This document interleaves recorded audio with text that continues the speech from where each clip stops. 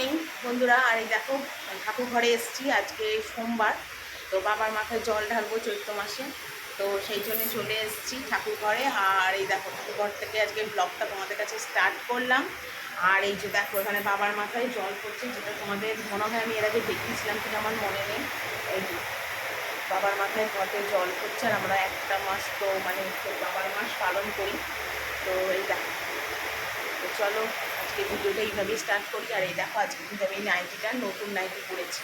এই নাইটিটা অনেক দিনেরই ছিল আমার কেনা, তো আমি পরিনি, তো ভাবলাম নতুন নাইটি পরেই বাবার মাথায় জল ঢালি, তো সেই জন্য বাবার মাথায় নতুন নাইটি পরেই জল ঢালতে চলে এলাম। তো চলো পুজোটা দিই, তারপরে বাকি দিনটা তোমাদের কাছে সবটা শেয়ার করবো।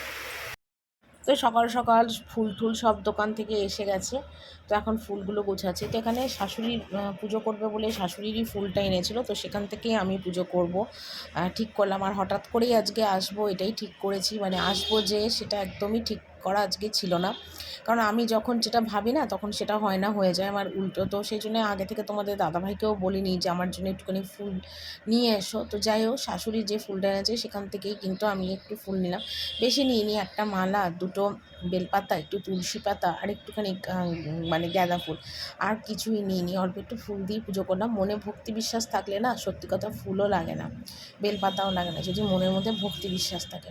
তো যাই হোক, অনেক দিন পরেই বাবার মাথায় জল ঢালতে এলাম, যেহেতু চৈত্র মাস, আর আমাদের পুরো একটা মাস কিন্তু এরকম বাবার ঘট বসানো থাকে, আর চৈত্র মাস মানে হয়।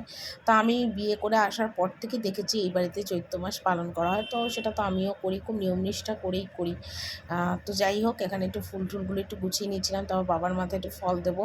তো ফল বলতে এই দুটো দেখো কলাই ছিল, তো যেটা ছিল সেটাই দেবো, আর কি করব। আগে আমার শ্বশুরের আমলে কি করতাম বলো তো, সেই গল্পটা তোমাদের কাছে আজকে করি। আমার শ্বশুরের আমলে আমি প্রতি সোমবার যখন বাবার মাথায় জল ঢালতাম, আমার শ্বশুর বেলপাতা থেকে শুরু করে কাটা, ধুতরা ফুল, তারপরে তোমার বেলের মালা, সব কিছু এনে দিত আমার শ্বশুর মশাই।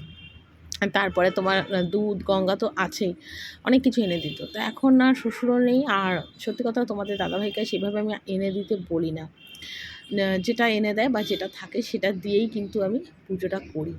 তো যাই হোক, সকাল সকাল পুজো করলে মনটাও অনেকটা ভালো যায়, শান্তি লাগে, মনটাই সত্যি অনেকটা শান্তি লাগে। তো ওদিকে ফুল ফল সব গুছিয়ে নিলাম, তারপর দেখো ধূপকাঠিটা জ্বালালাম। এবার বাবার মাথায় জল ঢালবো, কারণ ফোনটা তো আমাকে নিজেই মানে ঠিকঠাক করে নিতে হয়, কারণ আমার ফোন তো ধরার কেউ নেই। তো বাবার মাথায় ঘটির মধ্যেই জলটা দিলাম, সেটা বাবার মাথায় পড়বে। আর যে বড় যে বাবা রয়েছে, বড় যে বাবা, তাকে আবার আলাদা করে স্নান করাবো। তো যাই হোক, তো আজকে সকালটা এইভাবেই পুজো দিয়েই শুরু করলাম। আশা করি তোমাদের ভিডিওটা অনেক ভালো লাগবে। আর আমি পুজো করতে ভালোবাসি, কিন্তু ওই যে বললাম সময় সুযোগ হয় না বলে কিন্তু পুজোটা আমি করতে পারি না। আর এটা কিন্তু আমার মা দিয়েছিল এই নাইটিটা, তো প্রায় 3 বছর আগের নাইটি, তো আজকেই পরলাম।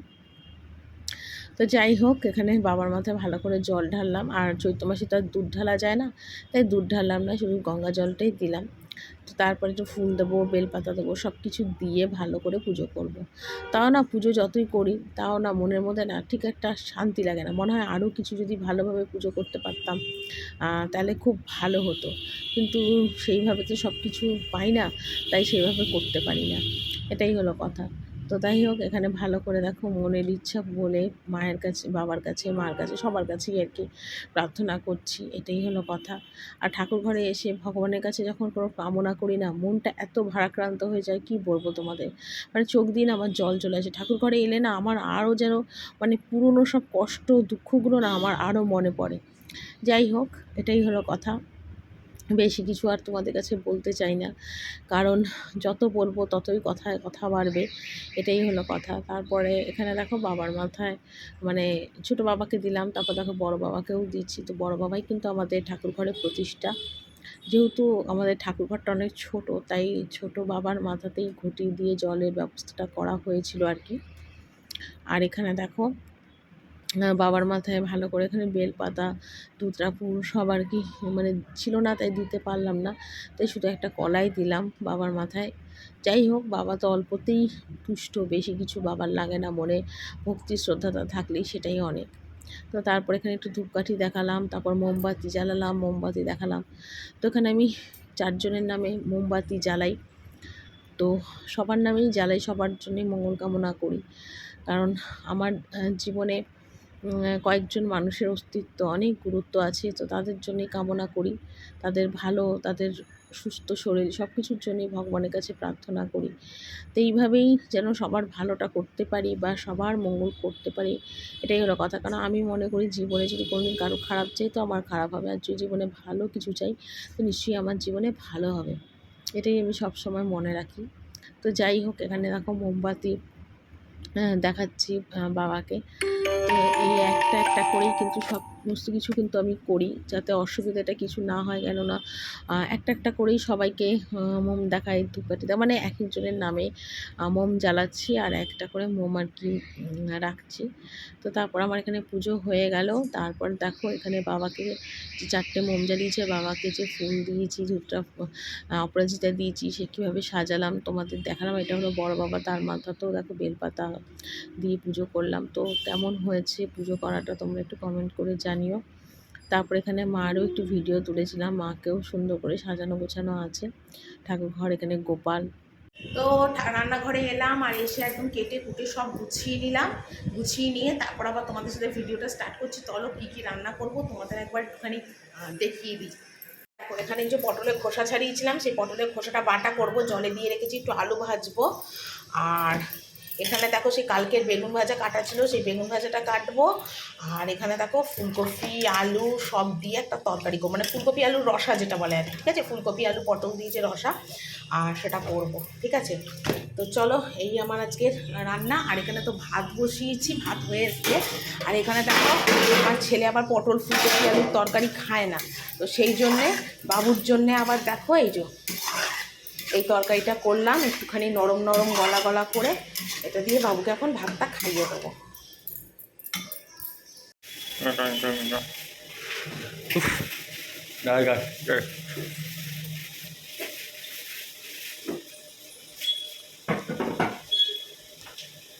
কে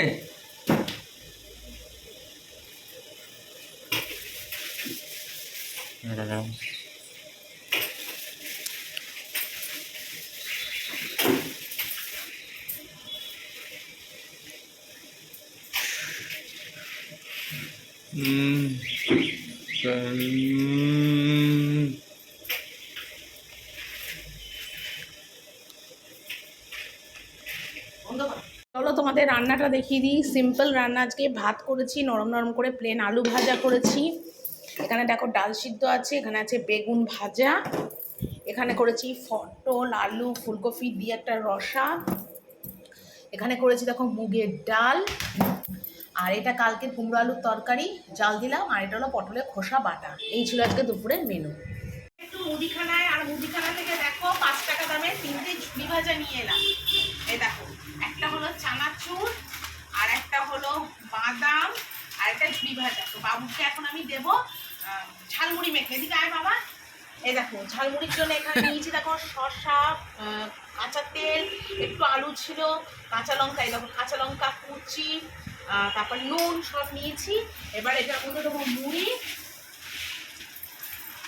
তারপরে এক এক করে সমস্ত দিয়ে দিচ্ছে। এদিকে আয় বাবা, মাথাটা দেখাই আয়। এই দেখো সব কিছু দিয়ে ভালো করে এখন মাখবো। আর বাবু কিন্তু এই খেতে খুব ভালোবাসে।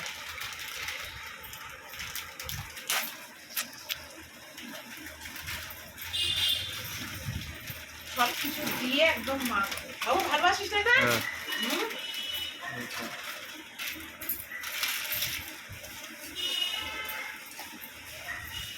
দেখ একদম পারফেক্ট ঝালমুড়ি। এই দেখ ভালো আছে না? খেয়ে দেখবি। আর সব দিয়ে মেখেছি। দাঁড়া আমি খেয়ে একটু চেটে দেখি কেমন হয়েছে ঝালমুড়িটা।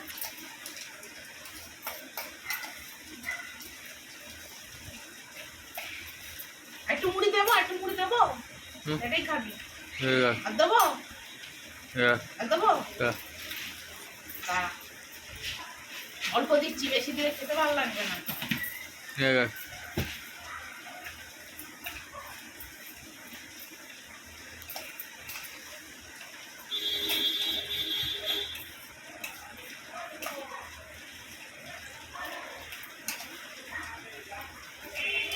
দেখি কেমন হয়েছে, একবার টেস্ট করে। আরে তোকে একটু খাইয়ে দিই, আয় দেখি, হ্যাঁ আয় একটু, আয়। তো ঘড়িতে বাজে এখন রাত্রি 8:30, আর 8:30টার সময় আমি এখন একটু বেরোচ্ছি বলতে একটু পান খাবো, পান আনতে যাচ্ছি, আর দুটো পেন কিনবো। তো সেই জন্য যাচ্ছি, তো ভাবলাম চলো তোমাদের কাছে একটু শেয়ার করি। সাজগোজটা কিছু করিনি, এখান থেকে এখানেই যাবার, এই আমি জামাটা পরলাম, ব্যাস এইটুকুনি। চলো যাই, আর বাবু ঘরে থাকবে, আমি যাবো আর আসবো 1/2 ঘন্টার মধ্যে। কেন সব দুপুর থেকে না আজকে পান খাইনি, ভীষণ পানের নেশা উঠেছে, তো সেই জন্য পানটা করতে যাচ্ছে, আনতে যাচ্ছি। চলো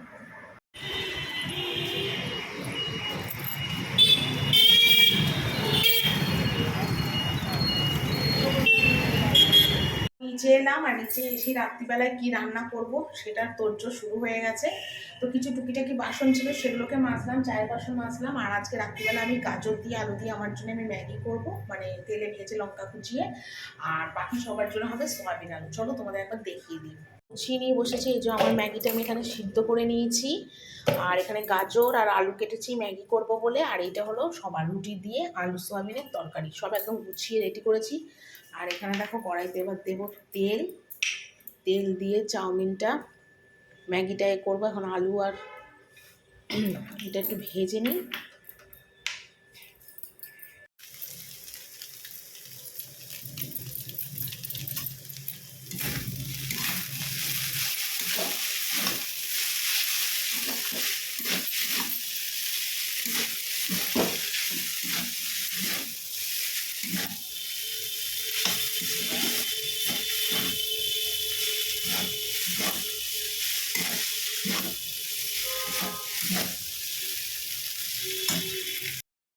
তো এখানে দেখো ম্যাগিটা সুন্দর করে এখানে বানিয়েছি, খেতে কিন্তু বেশ ভালো হয়েছিল। তবে দুটো মশলা দিইনি, একটা মশলাই দিয়েছিলাম।